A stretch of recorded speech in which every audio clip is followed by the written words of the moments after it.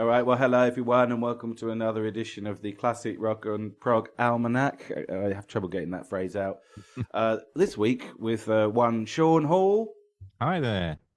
and myself, Tim Appleton, as per. Well, Shaun, this is the big one, sort of. our favourite prog rock bands. But that would normally be cause for celebration. But as usual, we're doing it deconstructively, as is our want. So what we're going to be doing today is our top 10 favourite prog rock bands, but exclusive of the big seven. Right? In other words, as Shaun is calling it, Shaun suggested calling it prog underdogs. Right? Now. This raises an immediate question. Who are the big seven? Right? Can you guess? Can you guess, listeners? Okay, can I remember? it's the more salient question. So we've got Genesis, Yes, King Crimson, Pink Floyd, ELP, Jethro Tull, and Rush. Is that right? That's seven, isn't it? Yeah, okay. So we deliberately excluded those because we thought that they would be on most people's top 10 favourite prog bands, right? Mm-hmm. So we're going to do it without the help of those seven sets of geniuses. See where we get to. Shaun, did you have fun with this one? Yeah, I mean, it's quite difficult because I quickly came foul of the thought, what exactly makes a prog band to start with. So quite a lot of groups that I was interested in, I wrangled over whether they actually could be classed or categorized as prog.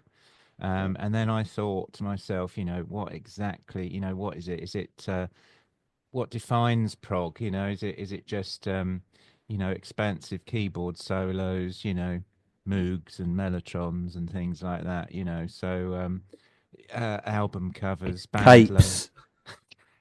Yeah, so it was a tricky one, and my list basically got crossed out about 10 times, I think. It might even change on air this evening. It's all quite arbitrary, really.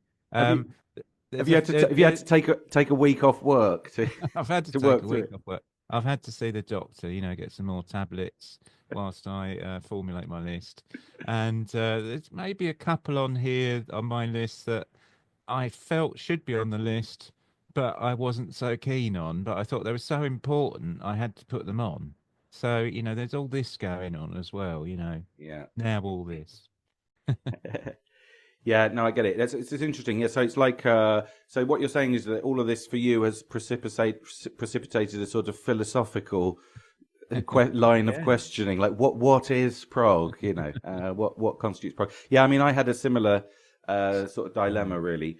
My choices are, I think, a little bit fusiony, I would say, at least in the early part of the list. And yeah, I think you're right. But beyond the usual suspects, I think the concept of prog gets a little grainy, doesn't it? And so for me, like one of the sort of interesting questions that this exercise raised was, these prog underdogs, so to speak. Are they really prog? Really, And as you say, and if so, in what sense? So, what is prog is one of the minor issues we'll be dealing with today. So, well, all right. Well, let's get straight into it without further ado. So, would you mind perhaps kicking us off with your? Oh, Yeah. by the way, Oh. any? I mean, I got one, two also rounds. I don't know about you, but I'm, if not, you might want to improvise some because I will be discussing one or two also rounds as a penultimate gesture. Right? Yeah. Just so you know. All right, good. So, would you mind kicking us off with your number 10, please, Yeah, Shaun? sure. Well, don't shoot me. But at number 10, I've got a band that were very popular in Italy, and it's not Genesis, obviously, because we can't have them. But it's Van der Graaf Generator, and that you might think that's a little bit low. I'm sure there are a lot of people's favorite prog band, and they definitely are prog. I think they're the proggiest proggiest band of all in some ways. Mm, Um, I think personally, for me, they're a tough listen, but they've got to be on the list. They have to be there. mm, They're another sort of Genesis stable mate at Charisma. mm, And they've got some good stuff. I mean, I think A Plague of Lighthouse Keepers is very good. Refugees is good, mm, and I really like. Funny enough, I really like the track Killer. The one about the mm, shark, mm, which I find very listenable. mm, But even that, I find Peter Hamill. He's obviously very intellectual, very cerebral, mm, and covers quite sort of dark, um, sort of lyrical subject matter. mm. So even he's well. I don't know if you heard this, but apparently he's what he was talking to his wife once, and his his wife said to him, "Peter, you write some really good songs, but why do you have to ruin them?" Which I thought was quite funny, That sounds and that sounds like a classic husband-wife that's conversation, that's a doesn't it? classic, isn't it? So the subject matter can be, quite complex. So even a song, like about a shark is a sort of Mm, psychological portrait of the mindset of a shark. The mm, mother died as soon as mm, the infant shark was born. Because you mm, can't have two killers in the same sea. Um, mm, I think his vocals can verge on sort of slightly histrionic and stagey. I mean, I know it probably works in their live performances. He sort of sounds like a rather depressed and angry Michael Crawford for my money. So uh, I do think they're good. I'm being rather mean about them, but I think they're a band I've kind of dipped my toe into the water of, well, dip my toe into the electrical circuit of Van de Graaff generators, but I haven't quite gone in for a whole, mm. you know, a whole. I don't know what I'm trying to say here, but a whole A whole listen. dip, the full The dip. whole tip. That's Yeah. it. So Mm, a great band probably do deserve to be higher up, but because I don't tend to listen to them a great deal, I mm. mean, I will, but it can be a bit under duress. I have to be in the right mood for them. Put it like that. Are you with Peter Hamill's wife? Um, Yes. That's great. Yeah, no, I should say nothing because might come back to them later. But yeah, a tough listen. They'll be chuffed to hear that, won't they? The band. But yeah, it's good. We will. Yeah, Killer's a sort of classic, really, isn't it? It is. First Yeah. song I ever heard by them. And I mean, if you're interested in my review of Killer, then feel free to check out Maybe our on. episode on H2HE. I need to listen to it. Sorry, my wife's just Mm. um crawled below the camera to get to the fridge because we've got a we've had a kitchen flood, so the fridge is now in my workshop. All right. So she's Right. just got some lettuce and Yeah. carrots, I think, from the fridge. This would be in the blooper reels. That'd be for the Patreon. Patreon, you have to pay a subscription to get the Oh dear, to get Annie there she goes. carrying carrots through the shed. All right, great. Okay. Well, yeah, good. If we take this long for every entry, we're going to be here all night. All right, good. Well, look, thanks for that, Sean. Yeah, I'll say no more. Brilliant. Yeah. Return to that later on. Now, my number 10 is Brand X. Mm. Now, Phil Collins described Brand X as the girlfriend with big boobs, and Genesis is the boring wife. So that's nice. I mean, I just think personally, it's nice to get another piece of the Genesis puzzle. Really, the what's it called, the Genesis universe, as it were, and that would be Brand X. I think I'd probably get Genesis as my number one prog band. In any normal ranking. Unlike the one we're doing. So I'm sort of interested in all these avenues off Genesis, as it were, right? So I think one way of seeing Brand X is a bit of it's sort of as a Phil side project, right? That might be selling it slightly short because by the time of the third album, Phil isn't even playing with them. But I think his involvement is an important factor in the sort of overall ambience of the band, as it were. Now, all the first three albums have very interesting moments for my money, but the highlight of the catalogue for me is album 4, Product. Right, a couple of nice rock songs on it with Phil on vocals, which are interesting in their own right and nicely offset the more jazz fusion stuff. Right, having said that, their fusion stuff is really good, I think. And in a way, this is a slight parenthesis, but I'm a bass player, right? We don't talk about this very much. Shaun, you mentioned occasionally the fact that you're a lapsed drummer. I'm a lapsed bass player, I suppose. And in a way, I think this is a bass player's band. And album 4 is a bass player's album. You know, it's a treat if you're a bass player. I really like the bass guitar compositions, you know, especially on, as I say, on album 4. So, you know, well done, Percy Jones. But yeah, I think it would perhaps be precipitate to write them off as another fusion band. There is a fusion element, of course, but you know the harmonizations are also really complex, and they have an interesting sort of atonalism sometimes. But it's also crucially, I think, this joyful element in Brand X, and that's very important. You know, sort of sense of humour. You know, the titles are funny, and often the music's quite funny. They have musical jokes, right? And they're masters of surprise as well. You know, I mean, like, they'll be doing one thing, and then suddenly they're going to something completely different, and it's like that sort of shock effect is very interesting, I think. First album's called Unorthodox Behaviour. I've written in my notes, well, quite.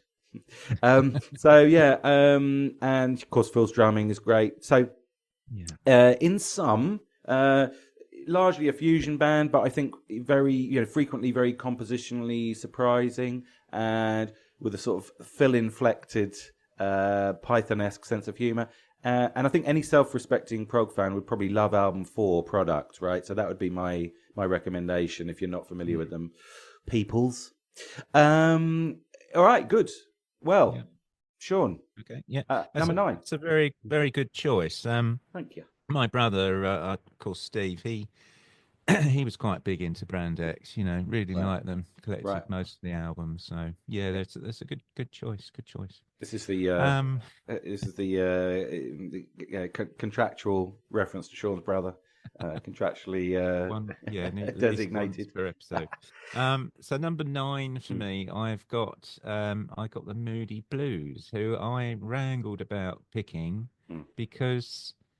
Peter's alluded to this, that really they're more their albums, you know, you could debate them as prog, but in some ways, you know, they're a collection of sort of psychedelic pop songs on most of their records, and actually very good ones, I think. You know, obviously you've got a first stab at a concept album, Days of Future Past, which really is, in my opinion, is only notable for Nights in White Satin, and I'm not really sure. My opinion, don't shoot me. I'm not sure the classical pop rock mix really works very well on that. But I will give an early plug to a 1968 album, because we're doing a 1968 episode, aren't we? I think coming up. No spoilers. That's In Search of the Lost Chord, which is probably my favourite Moody Blues album. In fact, I've probably only got two Moody Blues albums that I really listen to. But I really like In Search of the Lost Chord. You know, it's got Ride My Seesaw on it. It's got Legend of a Mind, which is about Timothy Leary. The Best Way to Travel, Voices in the Sky. It's a nice little snapshot of that era. And of course, you've got Mike Pinder on the mellotron. You've got some flute. You got great vocals, but it's slightly more a psychedelic-y pop concept album. But they're sort of at the start of prog rock, and I think they are genuinely labelled as a prog band. I think probably the next best album for me is A Question of Balance, which has got Question, Justin Hayward's composition on it. But they sort of tail off after about 1970 for me. I'm going to offend the Moody Blues fans, but I just tend to lose interest.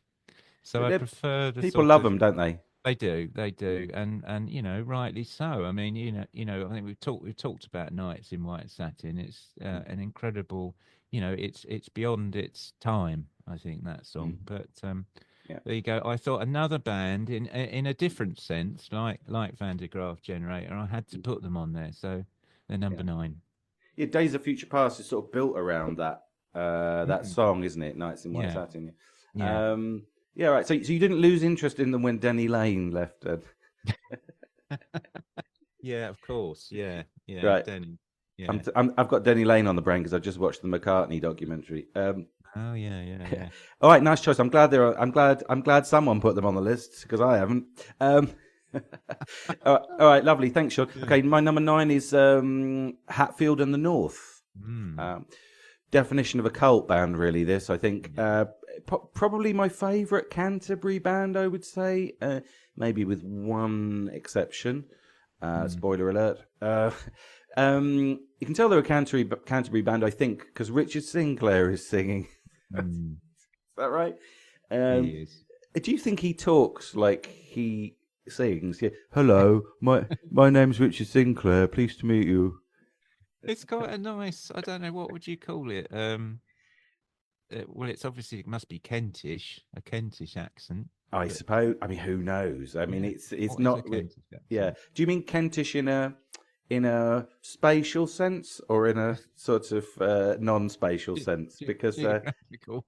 it's difficult to know what to do with the Canterbury, the category of Canterbury, isn't it? Yeah, what defines it? Anyway, that's my thesis, that it's that when he's singing, like in his voice, like that. Anyway, so yeah, I think this is probably actually. I sometimes think that Hatfield and the North are what Genesis would have sounded like if they came from Kent, rather than Surrey or wherever they were from. Again, fusion-y element here, but this time I think it's like a fusion between rock, jazz, and also, and this is a bit strange, for our podcast, apart from anything else, contemporary classical music. And in that sense, I think perhaps they're almost the closest that English rock comes to Frank Zappa and the Mothers. I also think, I mean, I'm prepared to defend that case, but not pugilistically, perhaps. I think there's a nice balance in their music between songs and noodling, because if it's all noodles, I kind of lose concentration. Yeah. And they kind of write what I would call compound pieces. They sort of build them up in blocks, which is quite original, I think. And sometimes they fill a whole side of an album, And again, you've got some interesting atonalism, slightly King Crimson-esque. And again, sort of very complex and interesting harmonic structures. And again, I love their sense of humour. This might be a running theme tonight. Python-esque sense of humour. And I think that actually this is really, in a way, perhaps, I don't know what you think about this, Sean, but I think this is what sets English rock music apart, really. That articulation between music and humour. You even see it in the Beatles, don't you? Yeah. I mean, at one point in one of their songs, Hatfield and the North, at one point they take a phone call during a song from the earlier part of the same song, which I think is great. Absurdly funny, and great titles. Big John Wayne socks psychology on the jaw. Fitter Stoke has a bath. There's no place like Homerton, etc. And also, one last thing, like Brand X, actually, brilliant Hypnosis album covers. Yeah, they are good, aren't they? Yeah, you're the covers man. Well, I think they're, how can I put it? Well, they're ahead of their time. I think those album covers. They're not weighted down like, say, a Yes album cover to its period. That's interesting. They're sort of. It's difficult to define them, isn't it? They're kind of like collagey and slightly hyper real, and I don't know. It's in that sense, you're right. Definitely ahead of their time. All right, so that's my number 9. Good choice. Thank you, man. Your number 8, if you will. Well, I am live on air going to change my running order. I'm going to throw caution to the wind. Okay. So my number 8 was my number 7. And I've got Curved Air at number 8, and I think they're an excellent band. Tim has you've podcasted about them, haven't you? I have. For my sins. And a bit of a local connection. Sonia Christina, the vocalist, came from Brentwood, Hmm. which was well, you guys, Tim and Peter here. You went to university, didn't you? At Yeah. Well, Angley. my grandparents were from Brentwood. Oh, of I don't know if course. you Yeah, yeah, remember that actually. I yeah, kind of used to. yeah. I grew up in Brentwood. Partly grew up in Brentwood as a kid. I see. I Mm. see. I never Yeah. bumped into Sonia Christina. No. Or me. No, I didn't bump into her. But Mm. apparently she was also a vocal coach, wasn't she? And I think at Middlesex University during the time that I was there, but she was at a different campus, and I only went to her campus about twice. So she was Right. at the music campus, Trent Park, I think. It was really nice. But you wouldn't have bumped into her. It was about 30 years apart. Well, no, she was there apparently during the 90s. Oh, right. She was whatever you call it, a professor or I don't know, a Oh, sorry. professor I of thought you meant vocals. she was there before she was in Curved Air. Oh, right. I see. Oh Yeah. no! Right. She did that. That was in the Mm. 90s, I suppose, when Right. Curved Hair were sort of not getting many gigs. Yeah. She was a folk singer, wasn't she, originally? She And she's was. very theatrical, I think, Sonia Christina, in her Yeah. performances, Yeah. was Yeah. in Hair, Mm. and progressively began to use her feminine wiles, I would say, on the stage. I'll Yeah. leave it at that. But they're a great band, I think. I mean, I always remember that clip of them. Was it on Beat Club when they're doing Mm. Backstreet Love? You know, and they're Mm. all sort of superimposed and That's it. brilliant. You know, um, Interspersed with an absolutely horrific clip of an eagle eating a mouse. For some reason, that all sticks in my mind. I was completely yeah, traumatized by it's that. I could never strange, isn't forget it? it. Strange. Yeah. And the drummer, of course, you know, the legendary Florian Pilkington Mixer. Yep. Strange. Yeah. Yeah. Yeah. It sounds like the name of a household device. Do you know there's a potter called Florian Gadsby. He's very well known potter. Take note, listeners. Yes. So Florian is on the comeback trail. Mm. Really good. My sort of, I actually really like, I've been listening to it today. I Mm. quite like Aircut, which didn't chart, did it? I don't think. It was, 73. it didn't do too well, I think. I mean, Do too well. the two main members had left at that point. Uh, I really like that. Mm. Metamorphosis and Yeah. UHF. Love it. Metamorphosis is great, isn't it? Yeah. Yeah, I like that. But there you go. I think they're sort of quite an underrated little group, and maybe I should have left them at 7, but I've dropped them down now to number 8. But there you go, Curved Air. Here you are, sort of Hmm. live list revision. You don't get this on other podcasts. Right.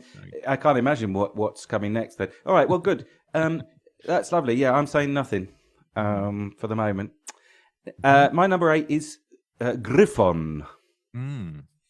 Do you think Griffon are sort of accidental rock stars? Do you think? Yes, could be. Because the core membership, Richard Harvey and Brian Gulland, met at the Royal College of Music. I think Yeah. Rick Wakeman was there at the same time, right? And sort of they formed this kind of early music group. And I mean, the first album is really like a seminar, isn't it, on early music instruments? You know, the crumb horn and so forth. Mm.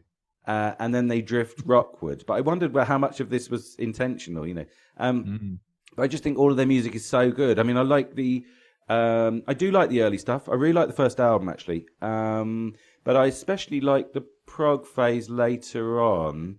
My Mm. favorite album is Rain Dance. Mm. But also, I'm going to do give a shout out to. I mean, that's not how you use the phrase shout out. But let's say I'm going to make special reference. Let's say to the opening track from from Treason called Spring Song, right, which is their fifth album, I think.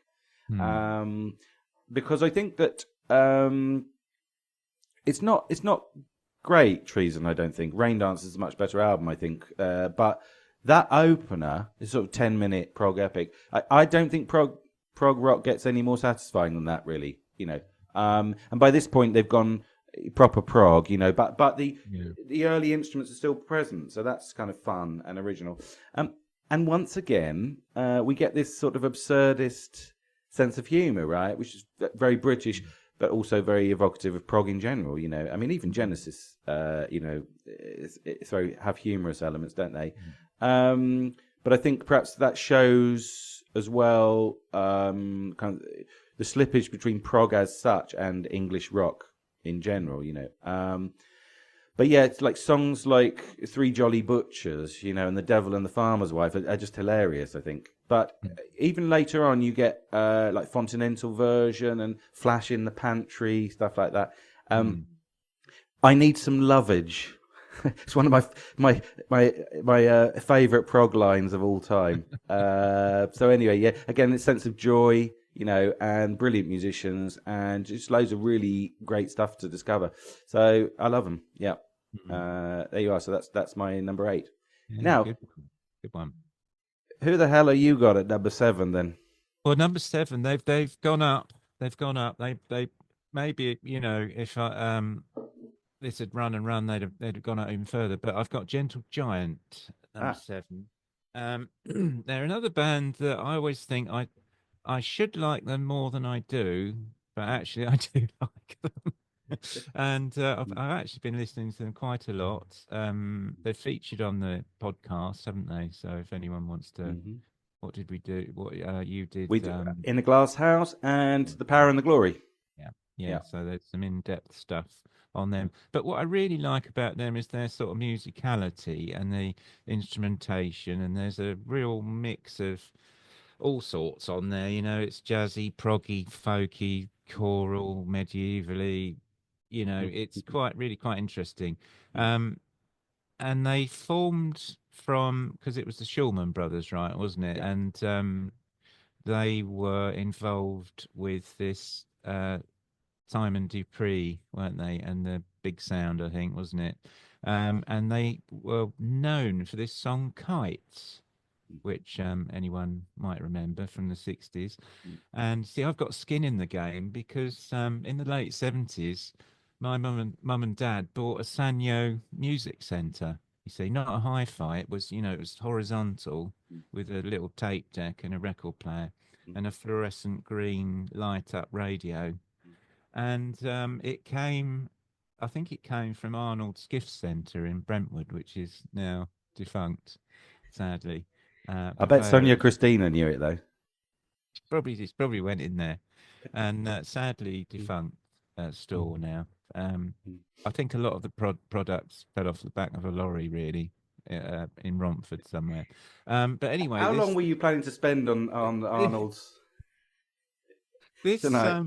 This music centre came with a demonstration cassette, and one of the songs on it was Kites. You see, so at a very early age. You see.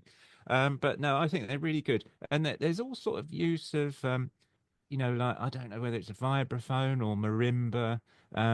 The instrumentation at times feels a bit like the Beach Boys, I would say, sort of Smiley or something like that. Very interesting.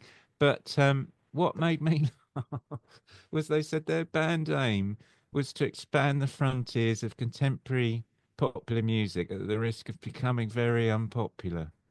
I mean, that's so brilliant, isn't it? Only in the 1970s, sod it, we'll make music. A whole new genre, unpopular music. It's brilliant. So it can be a bit sort of what I would term dense music, but it's a lot more palatable to my ears than say Van de Graaff. I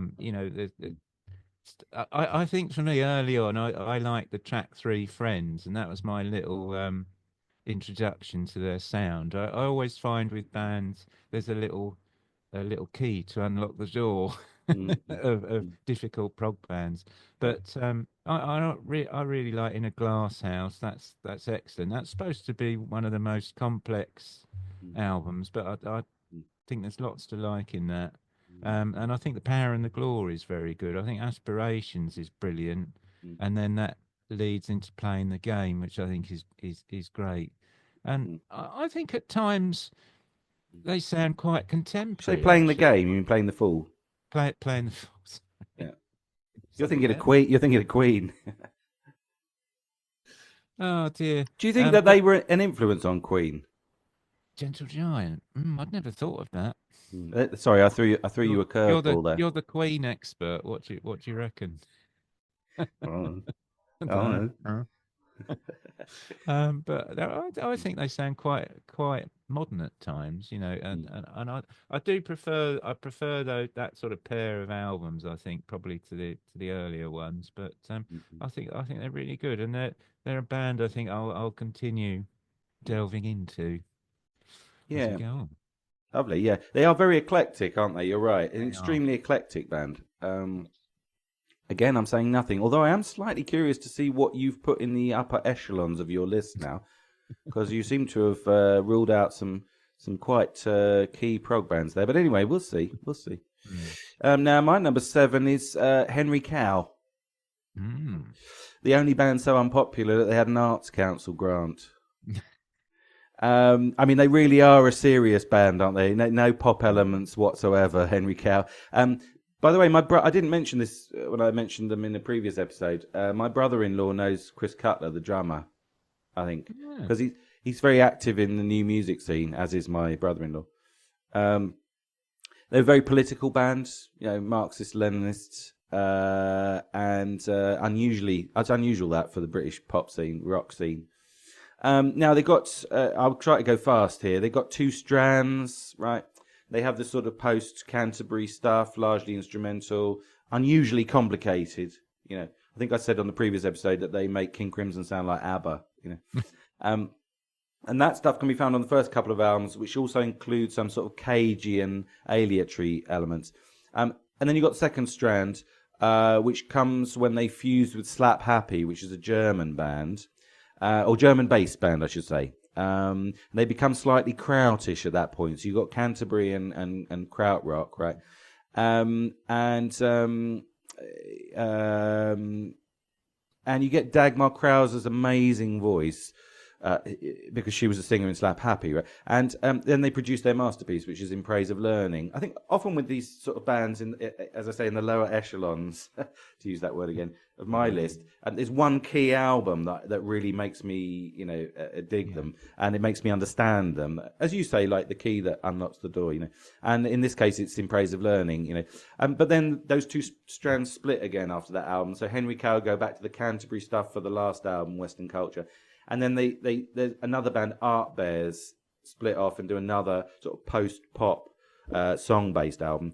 I think they probably should have stayed together, because the first Art Bears album is really good, and it would have worked better, I think, being integrated with Western Culture, which is all instrumental, as I say.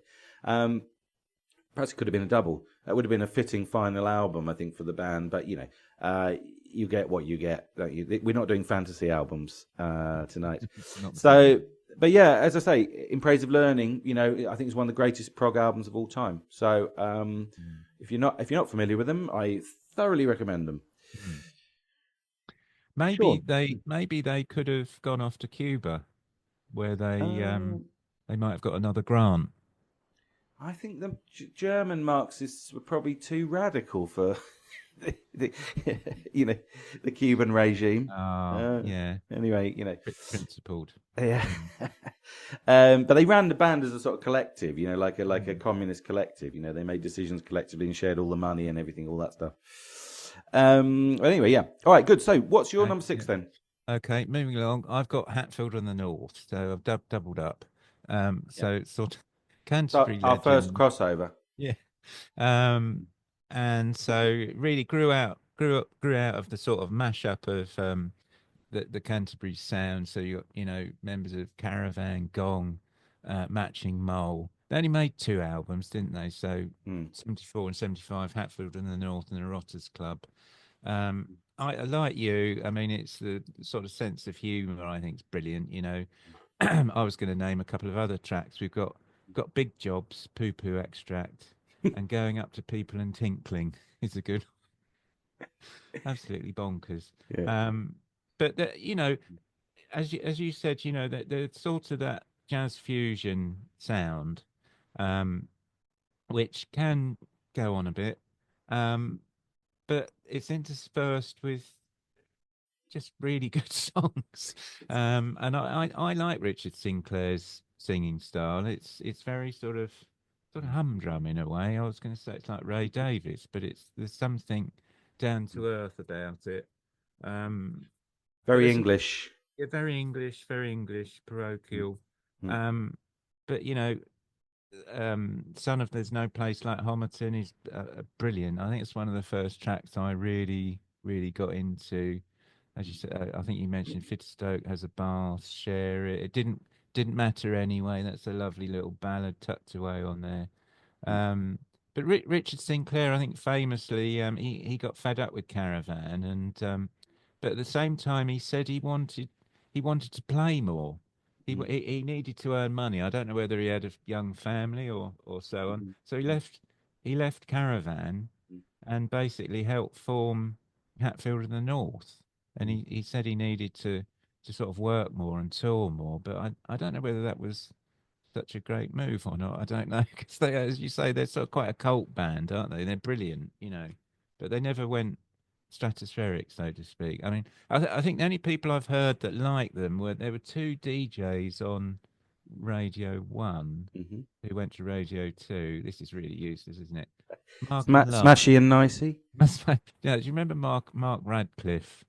Yeah. And he had a sidekick, didn't he, Lard? And I think they liked them. And I think Oh, occasionally they got played on Six Music, but apart from that, they're not that well known, are they? Particularly. did you fashion a bust of Richard Sinclair's head out of clay, or I am I, did, or was yes, that something I dreamt? and I chipped his nose off with a chisel live on air. Too And it bad. was great because my listener in Peru really liked that episode. Yeah, that's great. People who are not familiar with the podcast are going to have no idea what we're talking about. All right, good. I take it you've finished your I've finished. disquisition I've on done it. Hatfield. They went into National Health afterwards, didn't they? Who were also pretty Okay. good. But I mean, it's not Hatfield and the North. I think are sort of slightly more interesting. I was going to say this whole we're touching on jazz fusion, and there does seem to be a thing of in the mid to late 70s, prog bands going a bit, exploring the realms of jazz fusion and sort of, Mm. oh, we're not prog, we're jazz fusion, Mm. and it's Yeah. sort of like, oh, well, tell your girlfriend we're not prog, we're jazz fusion. Yeah, It's like like that. that. Like that's gonna get her along. Yeah, Yeah, yeah. I know, as if that was going to work. yeah. I know what you mean. Yes, it Mm, became like slightly unfashionable, didn't it, to be mm. progressive rock. All right, good. So right, look now. My number 6 is Camel. You know, Mm. once again, Canterbury-ish, I suppose, Canterbury-ish. Richard Sinclair on vocals. I suppose people are. I was thinking about this. I don't know if the audience. I suppose the audience are familiar with the phenomenon of the one-man band, right? A fellow in the town square playing all the instruments himself. Playing the cymbals with his knees and the guitar and the harmonica and everything.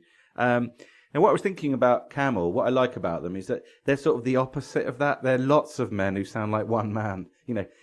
In other words, they're a very tight band. Mm. I don't know if people know what I'm talking about here, but they sound like one person, sort of playing everything at once. It's very, I suppose, good musicians, but also they all seem to be in a kind of in the zone all the time. I think they're very together. I think that's the word, isn't it?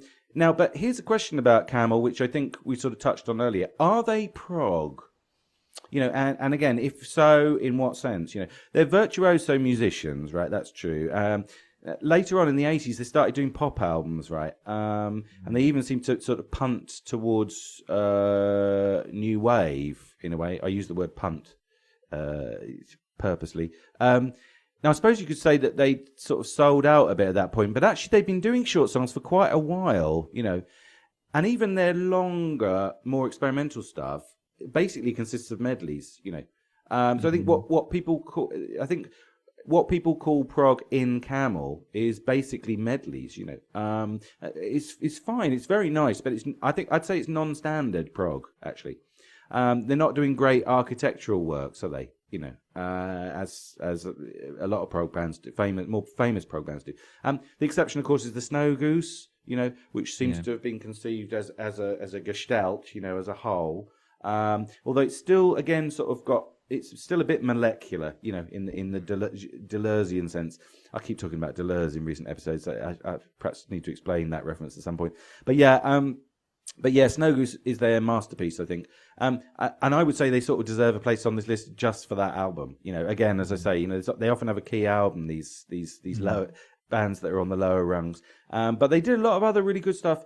Mirage, I think, is a good album, and moments I love on Moon Madness, Breathless, I Can See Your House From Here, even Nude a little bit. It's got some nice stuff on it. It goes off a bit after that, but I mean, they had a good innings, I think. I sometimes think of them as a sort of junior Genesis. They sounded a little bit similar balance of sound between the keyboard and the guitar, similar career trajectory, but just not as successful, I suppose. But yeah. Who was the bass player after Richard Sinclair? There's a It was, I've forgotten, actually. Well, I'll give you a clue. His second name's Bass. Is it like Dave Bass or something? It's Colin Bass. Colin Bass, yes, that's right. Yeah. I think they just called him that because so they could remember he played the bass. Yeah, that's what's that called? Nominal determinism, is it, or something? No, Colin. What's his surname? I don't know. Colin Bass. All right, good. So check that album. Check out the work of Colin Bass, listeners. All right, good. Shaun, number 5. Yeah, very good choice, that. So number 5, I've talked about them loads already, so I'll be brief. I've got Renaissance, who I half thought, well, are they prog or are they some sort of symphonic rock classical group? Because I don't know whether they quite fulfill the criteria of prog. But they certainly have extended pieces. They don't tend to I don't think they use mellotrons or anything like that, but it tends to be more piano based, I think, on the keyboard front. But we talked a lot about Trevor Piano, their famous keyboardist. So built around Michael Dunford's songwriting and oh God, Annie Haslam's, I was going to say cut glass vocals. So they sort of all grew out of the ruins of the former Yardbirds, I think. So one half formed Led Zeppelin and the rest, a couple of the others went on to Renaissance, Jim McCarthy and Jane Ralph. I haven't actually listened to that first Renaissance album. Have you heard it? Is it any good? I think I listened to it once and decided not to do so again. Not to darken their doorstep again. But they've got some good albums. I think Ashes of Burning is very good. It's got Carpet of the Sun, Can You Understand? A bit sort of sweet, sort of post-hippie lyrical subject matter. Turn of the Cards, it's got Mother Russia, which is pretty good. And then of course Scheherazade is the big one, the sort of the concept piece, and known for their hit Northern Lights with its sort of slightly 1978, and there's a sort of little medieval minstrel section in it. I always think, a very sweet band. I think they I don't know whether they quite fulfilled, in my eyes, the sort of promise of all their combined talents, but I think they did do some good stuff. But I've got them quite high here at number 5. There you go. That's great. I'm glad you got them. They ain't on my list, but I'm glad that they made it in. Good old Renaissance. A great bunch of lads. Great bunch of lads. Yeah. All right. So look, my number 5 is it Straubs or the Straubs? What do you say, Shaun? I say the Straubs, but I think it's Straubs, isn't it? It feels better, doesn't it? The Straubs. It feels right. Now, as I said before, because we did an episode on them, I think they're like a sort of Church of England house band, really. They're sort of organy, and choirish. There's a bit at the end of Bursting at the Seams. I don't know if you remember it, Shaun, where he gets a group of kids to sing a hymn. And I think this somehow seems fitting, for this band. They're sort of like rock vicars, Yeah. Or possibly geography teachers, who play part-time in a band. That's what I always think of Dave when I see Dave Cousins. Yeah. But Dave Cousins is a key name here, isn't it? He sounds like Peter Gabriel, Could have made a good substitute for Peter Gabriel in a Genesis covers band. Yeah, definitely. But I actually think his voice is an important part of the mix, and he's a great songwriter as well. He gives them an edginess as well I think they'd otherwise lack, because he does some pretty, far out things with his voice. Reputedly, do you remember this? His voice sounds like holding your face over a warm boiling pot of liquid. One of the critics said, and I think that's got an element of that as well. Now, I think I mentioned also before that in the early period of the Strawbs, everything's about the framing, as far as I'm concerned. So it's not so much about the songs. Once again, they have this sort of medley-ish approach, and the albums are programmed quite carefully. The high point of all of that, I think, is From the Witchwood, right? Although its predecessor, a collection of antiques and curios, is fairly similar, actually, and it's similarly effective in some ways, and Grave New World starts in that way as a sort of framing exercise, but it doesn't quite seem to finish that way. But it's a bit sort of quasi concept album, isn't it? Grave New World. I think we should do an episode on concept albums that aren't really concept albums. That might be one of them. But yeah, later on, I think songs become a bit more important to them, and I think.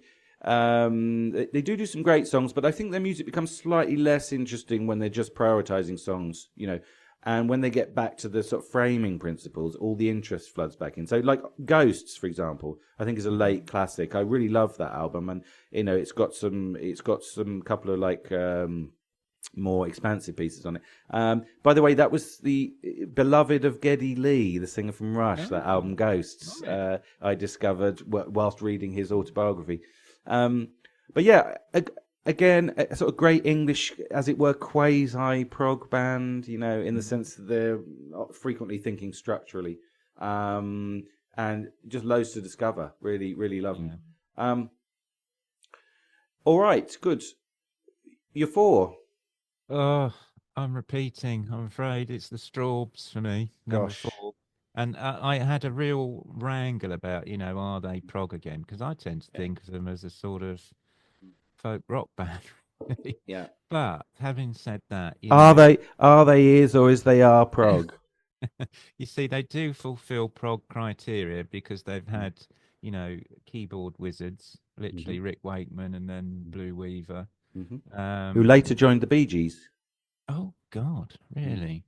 Yeah, I discovered, like watching the Bee Gees documentary recently. Yeah. Bit like Michael Giles. He played for Leo Sayer. Anyway, Witchwood is the classic. Hangman and the Papist, I think, is brilliant. And then I think half of Grave New World is superb. It really starts for me promisingly. You've got Benedictus, and then I really like Queen of Dreams, and there's some great stuff on there. And then it all goes a bit sort of music hall, I think, on side 2, and I don't know whether it works, but there is a sort of a battle for the soul of the Strawbs, because they had their big hit Part of the Union, and I think it was Hudson Ford, wasn't it? And apparently they tried to stage a coup to edge Dave Cousins out, and he obviously won and kept the name, and they formed Hudson Ford, and you had to bring in obviously some new people, and I think they kept ploughing this proggy furrow. I really like Hero and Heroine. There's one track on there I can't stand, if I'm honest, but I think it's very proggy. You can't get much more proggy sound. I do think Ghost is very good as well. Yeah, but do you want to say which track you hate? I can't really. I can't say that. I can't say that. You don't want to talk them down. It's not a Dave. It's not a Dave Cousins track, so we can find out. Go and listen. Yeah, we should have a competition for the listeners. See if you can guess which is the song that Shaun hates on Hero and Heroine. And it would have been a great album apart from that one track, in my opinion. I think I can guess, but I mean, it's... anyway, it doesn't fit. Ghost is very, very good, but very underrated group. And are they prog? Are they not? Are they folk? Are they, as you say, I don't know, but they're on my list. Brill. Now, my number 4 is, we're repeating ourselves here now again. Yeah, I've got Curved Air in a completely different position to you, which is kind of interesting. I just think Curved Air, yeah, brilliant mix of musical personalities, really, which leads to kind of a unique sound. Sort of led, like virtuosically speaking, by the violin of Darrell Way, right? Again, I think Royal College of Music graduate, like Rick Wakeman and the Griffin chaps. You know, I mean, I guess I wonder if they knew each other. You know, Darrell Way, Rick Wakeman. I think Rick What a year group that would have been. I was wondering if Rick. Do you think Rick bullied him? So if, you know, stole his lunch money. So yeah, I think Robert Fripp once described King Crimson as Jimi Hendrix playing Bartok, but I think this is Jimi Hendrix playing Vivaldi, isn't it? I mean, literally in the case of the first album. You know, and then you've got Sonia Christina's voice and lyrics, which are great. But this is essentially rock music, I think. So in that sense, it's kind of music led. Right, it's not vocal led. You know, think Led Zeppelin. So you got Darrell Way's violin, and you got Francis Monkman's apparently infinite musical abilities on the keyboard and electric guitar. Francis Monkman, who later became part of Sky, of course, the only prog supergroup has ever existed. But yeah, I think that the dialectic, as it were, between Way and Monkman, it defines the sound really, certainly at the beginning. And as I said in one of our previous discussions, absolute abundance of musical ideas, I think, certainly in the early period. You know, the ideas sort of tripping over each other. And yeah, the first 3 albums, I think, are where the treasure lies. You know, they are. I love the first album, Air Conditioning. The second album, called second album, and then Phantasmagoria is the third one. Then that kind of like trails off a bit at the end, but it's got some really great stuff on it. I find them curiously underrated. Yeah, this band, you know, and I'm not just saying that because few people listen to my solo episode on them. You know, it's not sour grapes, but I think that people don't mention them as much in prog circles as I would think that they would. You know, otherwise, because they're so unique and interesting. Yeah. Maybe it's to do with, again, as you were saying, like Hatfield and the North only had 2 albums, so maybe it's like if there isn't like a sort of like a career trajectory, maybe people aren't as interested because they did do more albums, Curved Air, but the essential ones are the first 3, aren't they? All right, good. What about number 3? Very good. Oh, number 3. Here we go again. I've got Griffin, which again caused me another headache because what the hell are they? Are they a prog group? Are they a medieval revivalist Renaissance folk group? I don't know. So anyway, yeah, they formed fairly late on, so 72, and they sort of briefly flourished. I think they had a tour. I think Yes liked them, Rick Wakeman obviously, and I think Steve Howe particularly liked them. So they supported Yes, I think in America. I don't know how the hell that went down in stateside. I don't know if our American listener what he thinks. Anyway, they were a sort of a music critic of the day said about Griffin. Imagine Henry VIII in a rock band. So that was Griffin, you know, because he did music, didn't he, Henry VIII? I think He had his own band. Yeah, band. And if they played a wrong note, he'd cut off their head. So, you know, a lot of pressure. But, you know, what other band do you get Crumhorn and bassoon and all these? You normally only get that sort of pressure from Paul McCartney, don't you? Yeah, I know.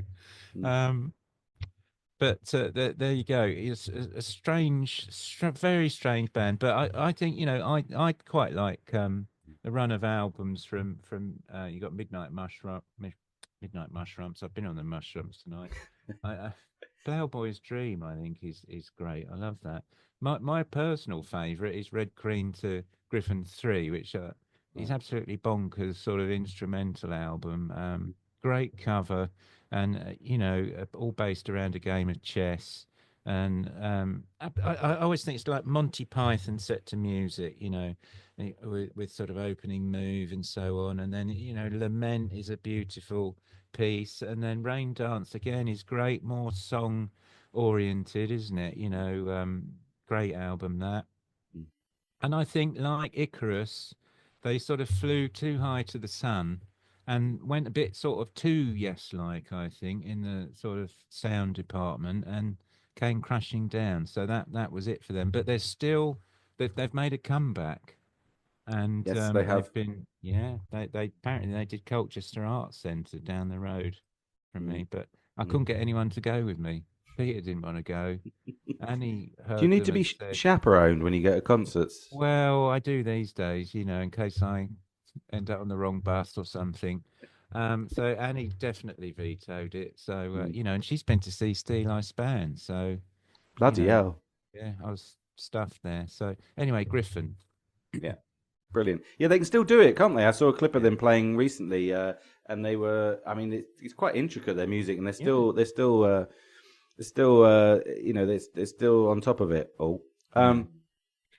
All right, great. Well, my number three, as you can tell, I'm pushing the pace a little bit here, so we don't go on all night. My number three is Gentle Giant, actually.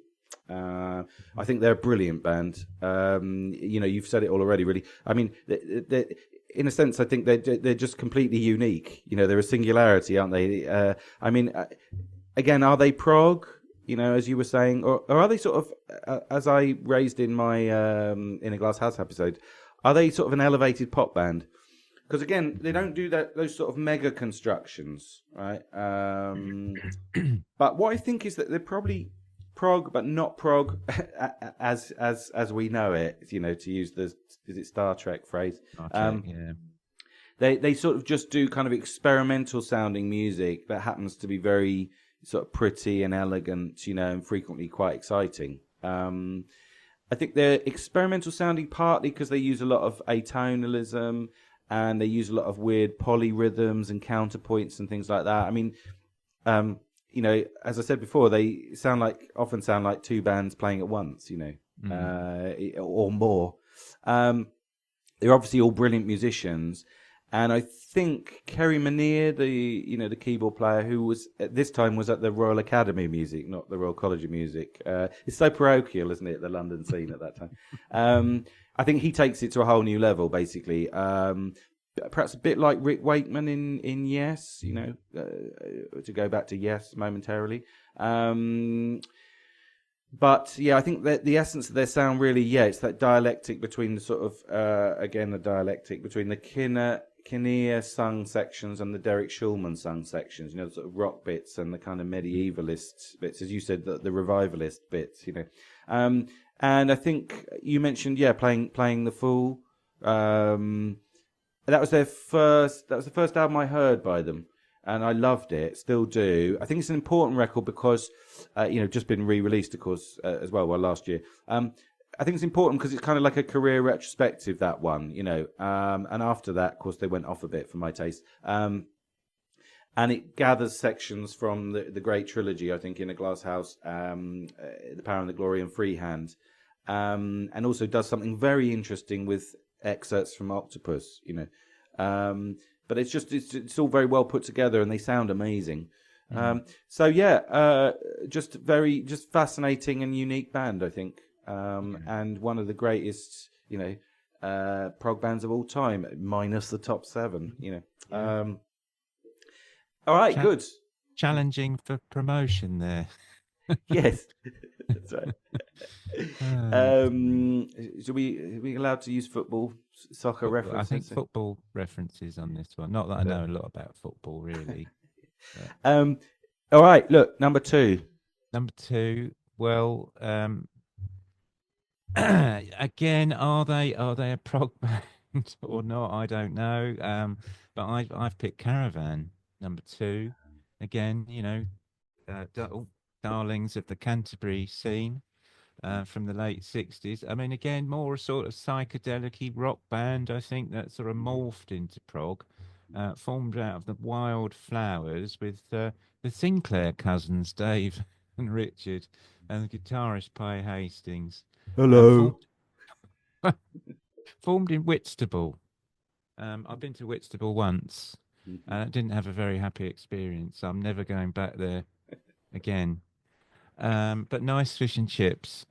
Uh, so I think probably always be known for in the land of grey and pink from '71, which is a sort of cult prog album. And you know, Golf Girl and Winter Wine, and I'm just going to list tracks. Nine Feet Underground is the extended half-hour piece that is quite noodly, and it's got that sort of David Sinclair organ sound, which I think pushes them towards prog. It's a sort of distorted. I guess it's a Hammond. I don't know. Musicians help. Um, so that apparently because uh, it was the way it was structured. It was sections stuck together, and I think that appealed to David Hitchcock and Tony Banks. Well, Tony Banks liked it. Tony Banks liked 9 Foot Underground, and is supposed to have inspired Supper's Ready. Well, in the way that Supper's Ready was put together. I really like that album. The follow up wasn't quite as good. Waterloo Lily. There is a really good track on there called Aristocracy, and The World Is Yours, but not so keen on that one. But I do like Girls That Grow Plump in the Night, which is a post Richard Sinclair album, and they seem to have got their shit together a bit on that album. There's a couple of tracks on there I really like. Clouseau, which I think I've talked about on a podcast, which was inspired by oh God, an American horror writer, and I've forgotten it. Lovecraft, I think. Yes, that's it. H.P. Lovecraft. That's Oh, the I one. see. Yeah, you mean Cthulhu? Oh, that's it. That's Yeah, it. sorry. Yeah, it's funny.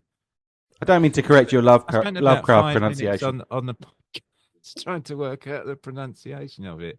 It's some sort of octopus creature, isn't it? Some Yeah, horrible. I can't quite remember. I think it's got sort of things, tentacles that come out of its face. If I'm not Right. misremembering, Yeah. I read Yeah. Lovecraft Oh, as a child, and right. haven't gone back to him. Yeah. But yeah. The dog. Again, the humour comes in with the dog. The dog is at it again, which I think is a great little track. Really good. Don't know why Richard Sinclair left, because he sort of said that he heard some of the material that Pi Hastings was coming out with, and he sort of said, "Oh, I don't want to do that sort of boring rock stuff." So he wanted to go more fusion. That was it. Right. I'm going more for fusion. Go more fusion. So So he jumped ship to Hatfield at that point. He did. Yeah, he did. But there we go. But I don't really know much after that period, but there's a sort of a brace of albums that I like by them, and I quite like the psychedelic-y stuff. But there you go. That's Caravan. That's great. I mean, the reference, you're right, that footnote in prog history that it inspired Supper's Ready, 9 Feet Underground, that's an important one, isn't it? Because, yeah, Supper's Ready is episodic, as is 9 Feet Underground. Okay, all right, that's great. Again, I'm glad you've chosen them because I have not. But, you know, somebody had to. So, look, my number two, you might be surprised to hear, is Van de Graaff Generator. I knew it was coming. You knew it was coming. Now, Andy Edwards, a famous music YouTuber, said he loves prog and everything. He's very eclectic as well. But he says he doesn't like them. Can't understand why anyone likes this band, you know. Now, I've made the case before that I think you have to take Van de Graaff Generator at the level at which they're pitched, basically. And what is that level? Well, basically, I think it's got two elements. First of all, it's riffs, basically. You know, I think they're essentially a riff band. They're not big on sort of tunes generally. You know, if you want tunes, you got to check out Peter Hamill's solo albums. That's what I think. So they're essentially a sort of riffy band. And then the second element is Peter Hamill's, schizoid lyrics, which, I've connected in some of my previous comments to Deleuze's, again, Deleuze, I don't know why. I spent last year reading Deleuze, that's why I've got him a lot in my mind. But Deleuze's concept of the body without organs, right? House with no door, body without organs, etc. So, I mean, you can imagine between the riffs and the schizoid bit, it's very intense experience listening to Van der Graaf Generator, as you correctly remarked earlier. And yeah, I sort of sometimes think of them as like heavy metal, really, but without guitars. Bruce Dickinson, the singer from Iron Maiden, famously said that they were, he loved them. They were a big influence on him. So yeah, I suppose it's not for everyone. It's an acquired taste. But if you get into it, I think that basically you end up concluding that they've barely ever made a bad album. I think Peter Hamill's stuff, curiously, because he writes all the Van der Graaf stuff as well, basically, and writes all of his own solo albums, logically. I think that Peter Hamill's solo stuff can be sort of taken or left, But Van der Graaf Generator, I think, when he's operating under the umbrella of Van der Graaf Generator, I think they almost never made a bad album. Also, as you correctly said, I think as well earlier, proper prog. I mean, they're proper prog, aren't they, VDGG? Yeah. And I mentioned earlier, some of these bands are not necessarily writing in what we would call a prog style, but Van der Graaf definitely are, right? They sort of only do long, structured pieces. And now, what else? My favourite of their LPs is God Bluff, but I think the whole mid-70s trilogy is epically good, really. And I think, the 3 or 4, or is it 4 possibly early albums, because their first album is like, is it a Peter Hamill album, is it a Van der Graaf album? Those first 3 or 4 albums, I think, are sort of like a run-up, really, to the Reformation trilogy in 75, but, that could be debatable. I think Pawn Hearts is pretty good as well. H2HE is pretty good, yeah. But yeah, I think you're either in or you're out with Van der Graaf Generator, and I, for one, am in. So there you go. I was going to say Paul Whitehead did a couple of their album covers, didn't he? Absolutely, yeah. And they're typically mad. Yeah, totally mad. Yeah. Very good, though. Pawn Hearts is very good, I think. The album. Of course, the album. It's not a song, is it, Paul? But yeah, I was just surprised to hear you say that. Yeah. If you're a prog fan, it all makes sense, doesn't it? Pawn Hearts, it's like, oh yeah, I get this. This is prog. This is prog, Yeah. Yeah, great stuff. Now look, did you have any also rans? Yeah, well, I have. I threw quite a few out. I'll be brief, right? So number 1, I had Brand X, and I think you mentioned Product. Yeah, Moroccan Roll, I think. My brother was into Brand X, really liked them, so I heard them quite, Shout out to Steve. Hi, Steve. I also nearly put Hawkwind in, but then I thought, no, they're a psychedelic rock band, and I'm wearing the In Search of Space T-shirt here. Nice. Two albums, Warrior on the Edge of Time and Hall of the Mountain Grill, both with Lemmy, but then I thought it's not really prog, it's prog light, I suppose. Almost put Aphrodite's Child, but then I thought, well, really, they only made one proggy album, and was that a prog album or a concept album called 666? And before that, they were a sort of psychedelic-y rock act. And I almost name check Nectar because I've listened to 2 of their albums, and ironically, they were one of Iron Maiden's Steve Harris's favourite groups. Nectar, big in Germany, right, but not over here. Are they? No, they're not German. Are they? Well, I think they ended up with German members. But right, they were, I think they were from Liverpool or something. They're just a bit like Henry Cow. Yeah, well, they could be. Yeah, could be. Nice.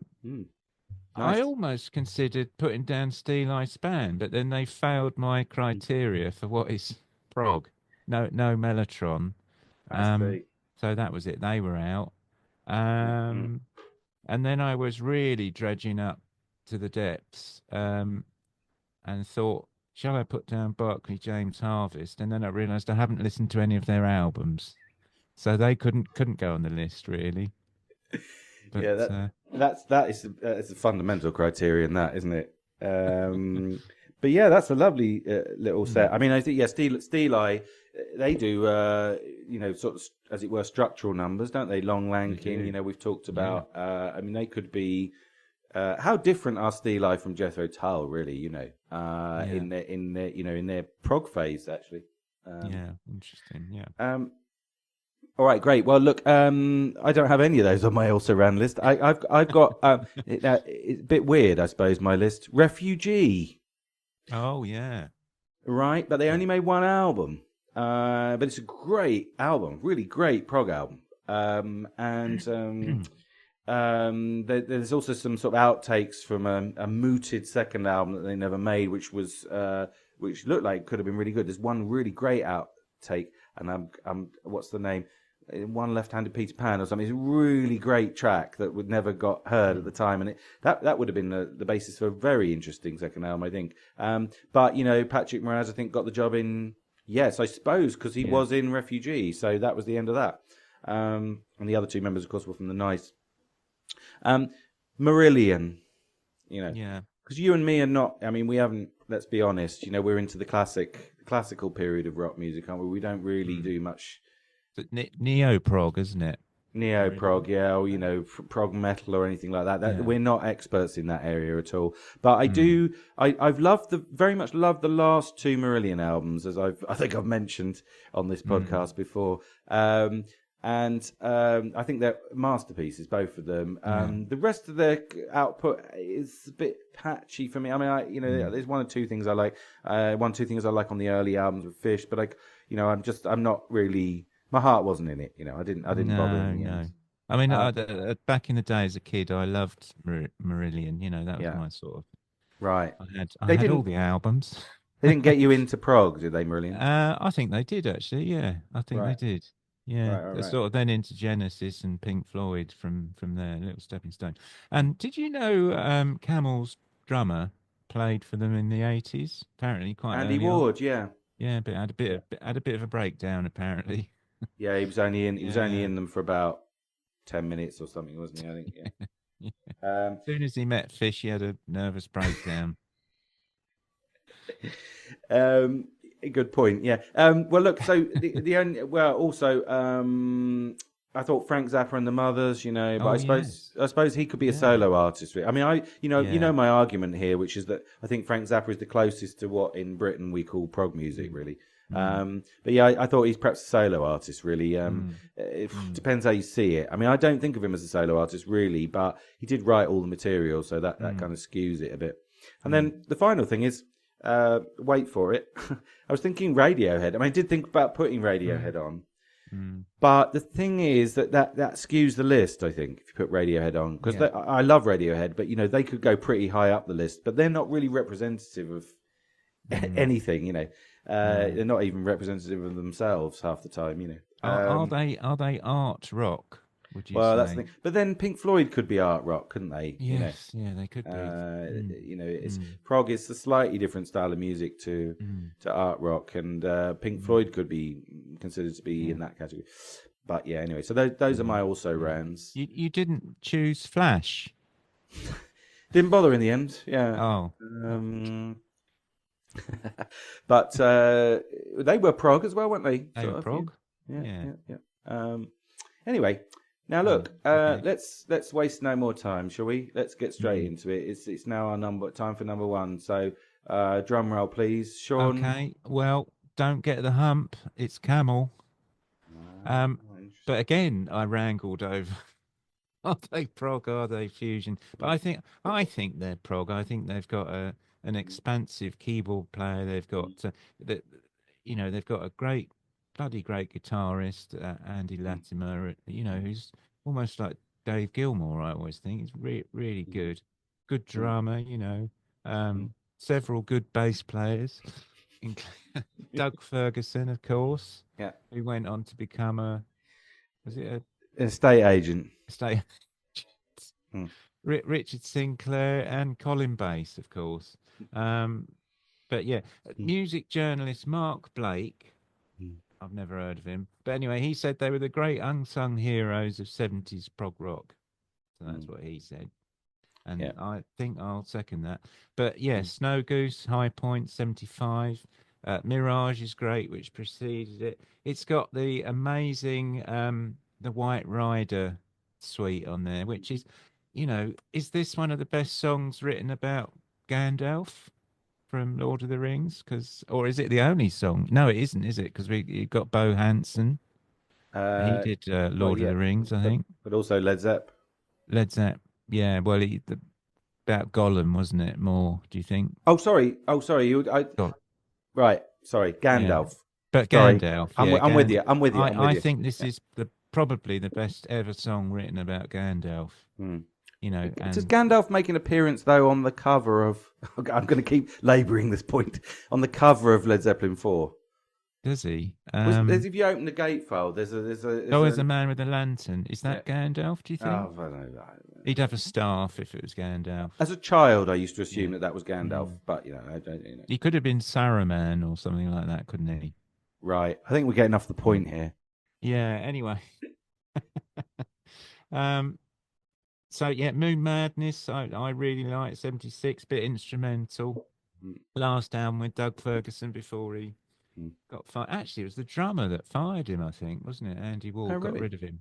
Yeah, wanted Right. to go more jazz fusion. He said, Um, have you ever considered estate agency, they did it Doug? in a nice way, didn't they? They let him go. But it was Bairstow Eves. Um, so yeah, then they brought in, I think Mel Collins joined, sort of late 70s. Mm, mm, mm. And then famously, I think wasn't it David Sinclair joined as well? So it was the Sinclair cousins again getting their Mm. oar in, Yep. and this was the period where they were known as Caramel, It's Full Caravan. House, isn't it? Full Yeah, House. Mm, uh, but yeah, Nude is a funny album, isn't it? About a Japanese mm. soldier, isn't it? Yeah, with a sort of vaguely Strange. racist title. Yeah, was it on a desert island? Was it the story of the one that was hiding? I think it was Yeah, something like that, wasn't it? that's right. Yeah, They probably thought that was quite multicultural at the time, but I guess. I mean, that was yeah, their last sort of uh, decent album, I think, mm, probably. Right. yeah, but remained a sort of cult act. But I think they could have. I always think they're a sort of band that could have pushed for promotion, especially that period around the Snow Goose. I mean, they were Mm, pretty big at that point, sold a lot yeah. of albums. But Mm, I have to be honest, I think one of the things about them was the mm, vocal department. I mean, I think it mm, got better with Richard Sinclair, but it's mm, always been a bit. I think they would probably admit that their mm, strength is more in the mm. instrumental side Yeah. than rock vocals. But I think that may have handicapped them a little bit. But great band. I think you're right about that. I mean, Mm. actually, the vocals are kind of secondary, aren't they, in their whole career? Really, I mean, they were sort of, I mean, the Snow Goose proves that. Their Mm. forte really was like instrumental music, and then they couldn't Yeah. really. They didn't, sometimes it seemed like they didn't really know what to do with the vocalists. Although that's not completely true because they did do some nice singles and things later Yeah. on. "Down on the Farm" I've always thought is a brilliant track, brilliant Mm. song. And what's that other one? "Your Love Is Greater Than Mine." No, it was something like that. No, anyway, never mind. I'll stop. But yeah, I think it's a worthy tribute your placement of Camel because they are they're a great band really, and they've got an important as I say trajectory. That sounds like damning them with fake praise, but I mean it from the heart. Mm. All right, good. Now I'll do my number one, which is The Nice. Oh, yes. Yeah. Didn't even think of them. Right, are you kicking yourself? Well, fair enough. Yeah. But I did enjoy your list anyway. I mean, what can you say about this band? Yeah, can I do my Alan Partridge line? Only the band that ELP could have been. I mean, I think that they were the original prog band, weren't they? The original and best, I would say. They didn't quite have the sort of, as I say, like the extension of ELP. I mean, in a sense, ELP were a continuation of them, weren't they? But crucially for me, I don't think the ELP really improved on them in any significant way. They didn't take the style any further, really. Also, I think they're a nice mix of 60s and 70s. You were talking earlier about, like the Moodies, whether they essentially a psychedelic band. But I think that like they, the nice kind of show in a way where prog came from, and they kind of forged the path really. Hence the vague, as I say, a vague psychedelic element. Which they also mastered. I mean, they didn't just master prog; they mastered psychedelia. They were a great psychedelic band in a way, and I think this also provides an extra colour to their, prog, as it were. On the catalogue, I mean, the first album I think is a masterpiece. The second one is weaker, I think, but has some nice moments. The third, The Nice, is all right, but it's just a compilation album, really. Although the second live side is bloody brilliant, right? She Belongs to Me is amazing. Then they got Five Bridges, of course, which is their final sort of big important album, which is really one of my favourite prog albums of all time. I've discussed this in the podcast before. And then, by the way, you have Elegy, which came out after they broke up, which is half live, half studio outtakes, but it's also great. I just think they're brilliant and absolute pioneers. I think anyone who loves ELP should love them, really. And as I say, I actually think they're better myself. Mm-hmm. But, top 7 is top 7, That's a bombshell choice, I think, that one. Thank you. I'll take that in a good way. All right, great. So, unless you have anything else you would like to add, my friend, Shaun? All good. So, those are our prog underdogs, in inverted commas. But what are yours? Feel free to let us know. Or, if you have any thoughts on the definition of prog or whatever it is. And we will see you, I guess, we'll both be together, I think, on the next episode, Shaun, unless unless the world comes to an end before next week. Do. But let's not focus on that too much. So with that said, I guess it's farewell from Shaun. Hello. And it's farewell. We should practice that to Ronnie's thing. It's goodbye from me, and it's goodbye from him. Yeah. So yeah, it's farewell from me too, and we'll see you next time, everybody. So bye bye.